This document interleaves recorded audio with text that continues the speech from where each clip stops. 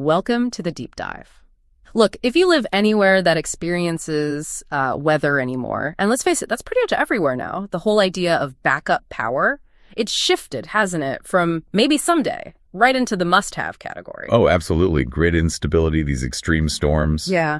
Yeah, a generator is becoming essential for a lot of people. Right. But then you face this immediate choice. You go online or into the store and bam, two totally different beasts. You've got the big, loud, open frame, conventional type. The classic workhorse style. Exactly. And then the sleek, often quieter, usually smaller inverter model. They both turn fuel into electricity, sure, but they seem to be built for completely different things. They really are. Different design philosophies. So our mission today, let's dive deep into this. We want to give you, the listener, a clear path to understanding the core differences. How do they actually work? And maybe more importantly, which one actually fits your needs in, 2025 and beyond? Makes sense. It really comes down to understanding that core trade-off you mentioned. Yeah, the way I see it is conventional models, they're all about raw power, brute force, and usually a lower price tag. Right. Bang for your buck in terms of sheer wattage. The inverters, they focus on precision, efficiency, quietness, user-friendliness, you could say. But the big question is why? Why do they make power so differently? Okay, yeah. That is the core of it. And it really gets down to the fundamental mechanics, even a bit of physics. The traditional conventional generator. It's actually, brutally simple in its design. It's simple how? It takes fuel, gasoline, propane, whatever, and it uses an engine hooked to an alternator to make alternating current, AC power, directly. That's it. Okay. But, and here's the crucial catch, to get the 60 hertz frequency that all our appliances in the U.S. need, that engine has to run at one constant speed. Usually it's 3,600 RPM. All the time. Wait, so you're saying whether I plug in just a tiny phone charger or like a massive power saw, that engine is just screaming along at full speed regardless? Precisely. Full tilt nonstop as long as it's running. Okay, I can already see the downsides. What does that mean practically? Well, two immediate things you notice. First, the noise. Constant high RPM means constant loud noise. Second, because it's such a direct conversion, there's no real buffer or regulation. So when the load changes, you turn something on or off the voltage, and frequency can spike or dip quite a bit. Right, the dirty power problem we hear about. Exactly. Which brings us to the inverter. Okay, let's unpack that then, because that fluctuation, that's where the inverter's cleverness comes in, right? How does it get around that locked 3,600 to 600 RPM problem? It's pretty fascinating, actually. The inverter adds a couple of crucial electronic steps. It still makes AC power initially, like the conventional one. Okay. But then it immediately converts that raw AC into direct current DC power using rectifiers. Then, and this is the key part, microprocessors take that DC, clean it up, smooth it out, and then they electronically invert it back into super stable, clean AC power. AC to DC, then back to AC. Seems like a roundabout way. Why the extra steps? Control. That's the payoff. Because those microprocessors are creating the final output, the engine itself is decoupled from that strict 60 hertz requirement.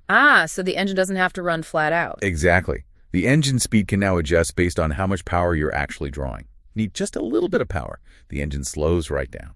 Need more, it speeds up. And that leads to the big benefits. Less noise, much better fuel efficiency. Precisely.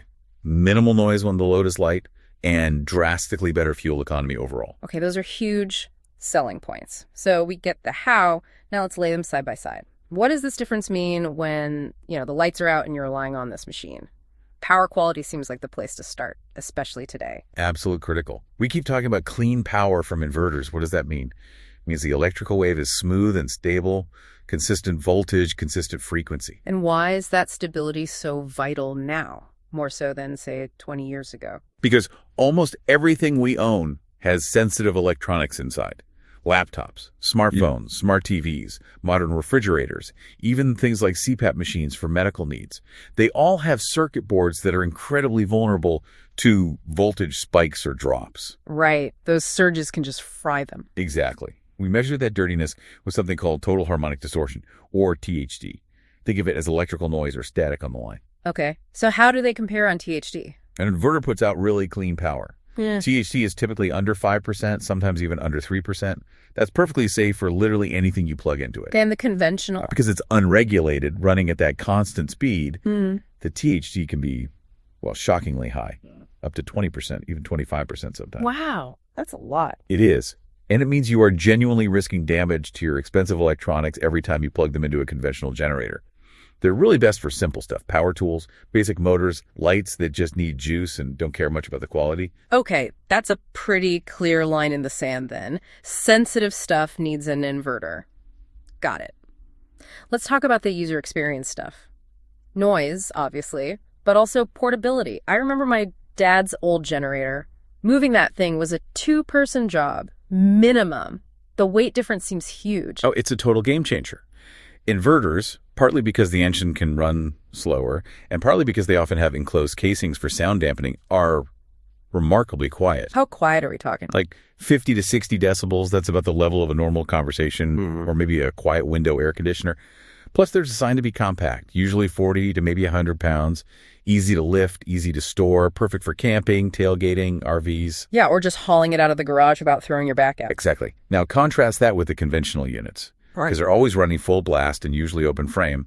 They're loud. How loud? 70 to 90 decibels, sometimes even more. That's like having a lawnmower or a noisy vacuum cleaner running right next to you, constantly. Ugh. Yeah, if you're in a neighborhood during an outage, your neighbors might not appreciate that very much. Definitely consideration. And they're heavy. 100 pounds is on the light side. Many are 200, 300 pounds or more.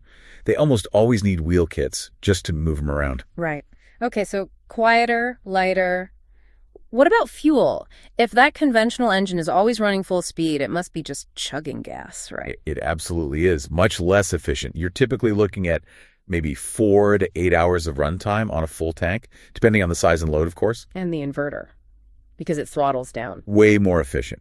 We're talking 20% to sometimes even 60% more fuel efficient than a comparable conventional model. Because that engine speed matches the load. So you easily get 8, 10, 12 hours, sometimes longer, often on a smaller fuel tank too. In a long blackout, that difference in runtime and how much fuel you need to store, that's huge. It's absolutely critical in an emergency situation. Fewer refueling trips, less stored fuel needed. Okay, so the inverter seems to be winning on a lot of fronts. Clean power, quiet, portable, efficient. But there's always a catch, isn't there? Let's talk cost. Because the price difference is significant. It is. That's the main barrier for many people. Looking at our sources, an inverter generator might cost, say, 50% more upfront than a conventional generator with a similar wattage output. So maybe $500 to $3,000 for a decent inverter versus $300 to $1,500 for a conventional one. That's a pretty steep difference. Why pay the premium? Well, here's the real kicker, that higher price. It's often an investment that can actually pay for itself relatively quickly. How so? Through fuel savings. Exactly. Because the inverter sips fuel when the load is light, the savings on gasoline or propane can add up fast. Our data suggests that for a typical user, say with a 2,000-watt model, you might save $100, maybe $200 per year on fuel compared to running a conventional generator for the same amount of time. So depending on how often you use it camping trips, frequent outages, you could potentially make back that initial price difference in just a year or two? That's often the case, yeah. So the return on investment, the ROI, can be much better for the inverter, especially for people who use it somewhat regularly, like to medium users. Okay, that flips the script a bit on the cost argument, but we still need to talk about where the conventional generator absolutely dominates, right? Yeah. Raw power, sheer grunt. Absolutely. This is where the conventional shines. It's the undisputed workhorse. Outputs often start around 5,000 watts and go way up 10,000, 15,000, even over 20,000 watts. Serious power. Enough to run a whole house. Often, yes. They're fantastic for handling really heavy loads, big central air conditioning units, electric water heaters, multiple large appliances running at the same time. And crucially, they handle surge loads better. Surge loads, like when a big motor starts up. Exactly. Think about your refrigerator compressor kicking on or a well pump starting. Those draw a huge amount of power for just a second or two. Because the conventional generator's engine is already spinning at full speed, it has that instantaneous torque to handle those surges without bogging down. And the inverter, with its variable speed engine, might struggle with those big initial power draws. It can. Inverters typically top out around, say, 7,000 watts, maybe a bit more for the newest models. You can often link two identical inverters together in parallel to double the capacity. Right, I've seen those kits. But even then, they might not have the same surge capacity as a big conventional unit for those really demanding startup loads. They're just not built for that kind of heavy-duty, high-demand scenario quite as well. So that really clarifies the ideal use cases then. It does if you're camping, RVing, tailgating, Yeah. or you need backup power primarily for your home electronics, lights, fridge, maybe small window AC, and you value quiet operation and efficiency. The inverter is almost certainly the way to go. Especially now with more people working from home, having quiet, clean power for your computer, your modem, that's becoming essential during an outage. Couldn't agree more. But if you're on a construction site needing to run multiple heavy tools, or you live on a farm with big pumps, or you need whole house backup, including a large central AC or a powerful well pump, that's where the raw power and robustness of the conventional generator still wins out.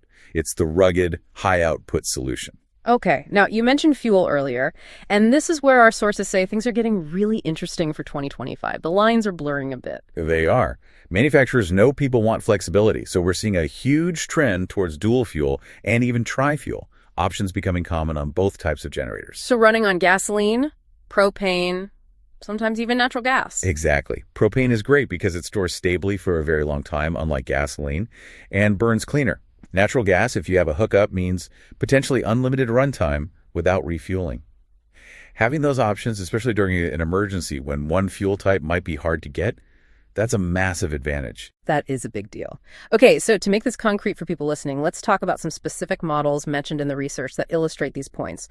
What are some standouts? Sure. On the inverter side, if you want the absolute best in quiet performance and portability, the Honda EU2200i is still kind of the gold standard. It's super quiet, only about 47 pounds, gives you around 2,200 watts, costs a bit more, maybe around $1,100, but people swear by them. Okay, the premium quiet option. What about something with that dual fuel flexibility in an inverter? A really popular one is the Champion 20-pin 50. It's also around 2,500 watts, offers both gasoline and propane, still relatively quiet and portable, and comes in at a more accessible price, maybe around $800. Good balance of features. Gotcha. Now, flipping to the conventional side, the heavy hitters. What are good examples there, maybe with those multi-fuel options? Well, if you need serious power and fuel flexibility, something like the Generac GP9500E tri-fuel is a beast. Runs on gas, propane, or natural gas, puts out around 9,500 starting watts. You're looking at about $1,000 for that kind of capability. Lots of power for the money. Okay, serious home backup potential there. Any others? Another strong contender often mentioned is the Westinghouse WGen 100-500DF. That's a dual-fuel gas-propane model, also around 9,500 watts, often noted for being really robust and handling those surge loads well. Price is similar, around $900 or so. Good examples. Helps put the features and prices in context. One last practical point. Maintenance. Is there a big difference there long-term? There's a trade-off, yeah. The conventional generator, because that engine is working hard constantly, needs more frequent routine maintenance. Regular oil changes are crucial, checking spark plugs, filters.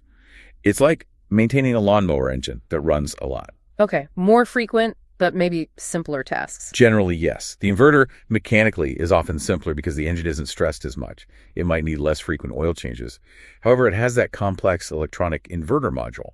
If that fails, it's not usually a DIY fix. You're looking at specialized, potentially quite extensive repairs. So, frequent basic upkeep versus potentially rare but costly electronic issues. Another thing to weigh. All right, we've covered a lot of ground. How do we boil this all down for someone trying to make that final decision?